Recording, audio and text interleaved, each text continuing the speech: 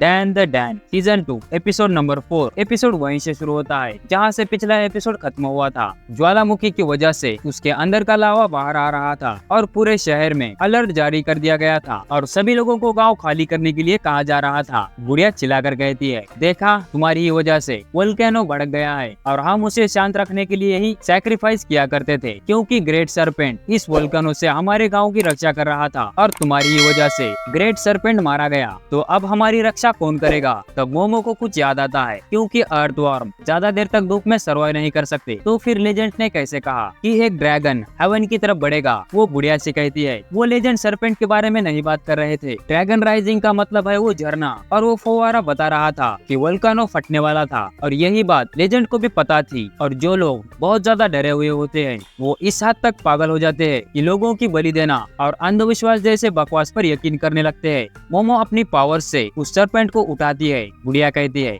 ये सब तुम्हारा किया धरा है, तो अब हम तुम्हारी बलि देंगे। मोमो कहती है, अपना मुंह बंद रख बुढ़िया, मैं ह्यूमन सैक्रिफाइस जैसी बकवास को नहीं मानती। और फिर वो उस सरपेंट को ऊपर से नीचे फेंकती है। और बुढ़िया इस बात से नाराज थी कि ग्रेट सरपेंट के लाश के साथ तुम ऐसा नहीं कर सकती, और फिर वो उसे मारने के लिए उसके पीछे भागते हैं। दूसरी तरफ मोमो उस सरपेंट को अपने साथ लेकर भागती है और फिर वो भागकर उस फव्वारे के पास पहुंच जाती है और उस सरपेंट को उसके अंदर घुसा देती है और फिर वो भागकर ऊपर जाने लगती है। वो सोचती है कि अगर लावा ने पूरे गांव को डुबा दिया तो इन गधों की बात सच हो जाएगी और मैं ऐसा कभी होने नहीं दूंगी। और फिर मोमो उस सरपेंट का मुंह पकड़ लेती है और कहती है, ये सरपेंट एक बड़े पाइप के अलावा कुछ नहीं है। और फिर अगले ही पल उस सरपेंट के अंदर से पानी बाहर निकलने लगता है। दूसरी तरफ वो लावा पूरे जंगल को तबाह कर रहा था और फिर मोमो उस सरपेंट की मदद से उस लावे को बुझाने लगती है। अब इस स्नेक के अंदर एक चिपचिपा पदार्थ मौजूद था, जिसकी वजह से लावा बहुत जल्दी ठंडी होने लगती है। और तभी वो बुढ़िया मोमो पर ही अटैक कर देती है और कहती है, ग्रेट सरपेंट की बेइज्जती करना बंद करो। मोमो कहती है, बुढ़िया क्या तुम्हें दिखाई नहीं दे रहा, मैं लावा को बुझा रही हूँ। इस पर वो कहती है, इस गाँव को बचाना यह हमारी ड्यूटी है,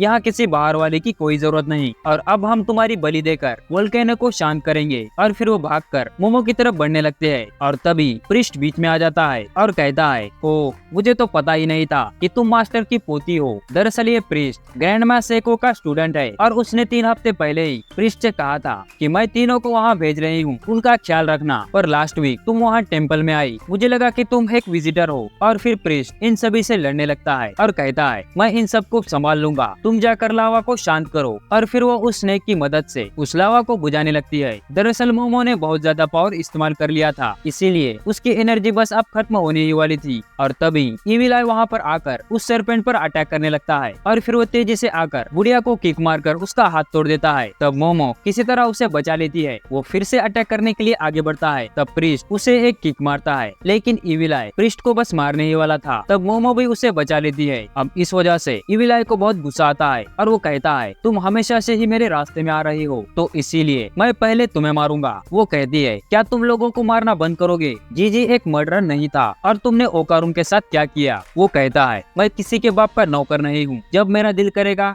मैं तब बताऊंगा, और अब मैं बहुत भूखा हूँ। प्रिस्ट कहता है, ये तो बहुत ज्यादा ताकतवर है, मुझे नहीं लगता कि मैं इसे हैंडल कर पाऊंगा। बुढ़िया कहती है, ये सब तुम्हारी ही गलती है, तुम्हारी ही वजह से हमारा गाँव तबाह हो गया। अब मोमो इन दोनों को चुप करवाती है और साथ मिलकर लड़ने के लिए कहती है, और वैसे भी इनके पास दूसरा रास्ता ही नहीं था। इविल आई मोमो पर अटैक करने के लिए आगे बढ़ता है। तब प्रिस्ट मोमो को धक्का देकर बचा लेता है। तब बुढ़िया इविल आई को एक पावरफुल पंच मारती है और फिर अगले ही पल मोमो अपनी पावर से इविल आई को पकड़ लेती है और तभी वो बॉल आकर इविल आई को फ्री कर देता है और फिर इविल आई एक किक मारकर प्रिस्ट को नॉकआउट कर देता है। दूसरी तरफ मोमो की एनर्जी खत्म हो चुकी थी और इविल आई उस पर बस हमला करने ही वाला था। और तभी मैंटिस श्रिम्प बीच में आ जाता है और वो इविल आई से लड़ने लगता है, और दरअसल ये एक एलियन है। मोमो कहती है, आखिर तुम यहाँ कैसे आ गए, क्या तुम्हारा बेटा ठीक है? और फिर तब एक बड़ी सी शिप वहाँ पर आ जाती है और उसके अंदर से आते हैं सीको द ग्रैंड मदर और तारो। तब सीको प्रिस्ट से कहते हैं कि कुछ करने के लिए, और फिर सीको और कापा दोनों मिलकर इविल आई से लड़ना शुरू कर देते हैं। इविल आई अकेले ही इन दोनों पर भारी पड़ रहा था और फिर तारो तेजी से इविल आई की तरफ भागने लगता है और फिर इविल आई एक ही पंच में तारो के टुकड़े टुकड़े कर देता है और उन्हीं टुकड़ों में कई सारे सील लगाए गए थे और फिर तारो के टुकड़े इविल आई के ऊपर चिपकने लगते हैं। अब तारो के अंदर इविल आई कैद हो चुका था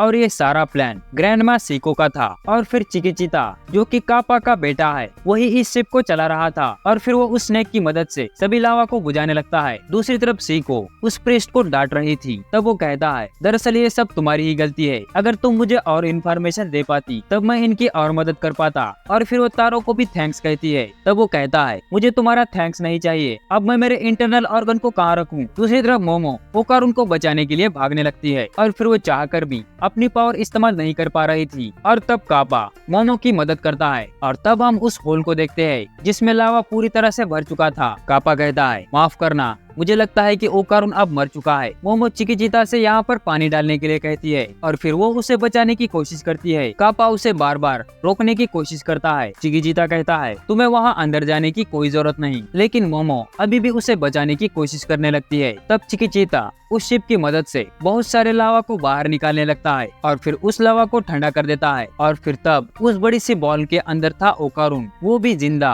वो कहता है, मुझे यकीन था कि तुम मुझे जरूर बचा लोगी। टर्बोग्रानी कहती है, तुम तो बड़ी जल्दी आ गई हमें बचाने के लिए, और वो वहाँ से चली जाती है। ओकारुन कहता है, अगर मैं उसे बचाने के लिए नहीं जाता तो वो शायद अब तक मारी जाती। दरअसल ये दोनों उस स्नेक के स्लाइम में फंसे हुए थे और इसी वजह से लावा उन तक पहुँच नहीं पाया। और फिर वो जीजी के बारे में भी पूछने लगता है। तब मोमो उसे बताती है कि जीजी कब का बाहर आ चुका है और वो अब ठीक है। और फिर वो उससे बाहर निकालने की कोशिश करती है। वो कहता है, मुझे लगा कि मैं जीजी को अकेले संभाल लूंगा, लेकिन वो बहुत ताकतवर है। तब उसका पैर स्लिप हो जाता है और फिर वो मोमो के ऊपर गिर जाता है। वो कहता है, माफ करना, मैं ये जानबूझकर नहीं किया, ये बस गलती से हो गया। तब मोमो उसके गले लग जाती है और कहती है, मैंने कहा था कि मैं तुम्हें बचाने के लिए आऊंगी, पर फिर भी मैं वहाँ नहीं आ पाई। ऊपर वाले का शुक्र है कि तुम सही सलामत हो। और फिर इसी के साथ यह एपिसोड यहीं खत्म हो जाता है। उम्मीद है आपको ये एपिसोड पसंद आया होगा। पसंद आए तो इस वीडियो को लाइक कीजिए, नए हो तो हमारे इस चैनल को सब्सक्राइब कीजिए। मिलते हैं जल्दी ऐसे ही एक नए वीडियो में, तब तक आप हमारी दूसरी वीडियो देख सकते हो।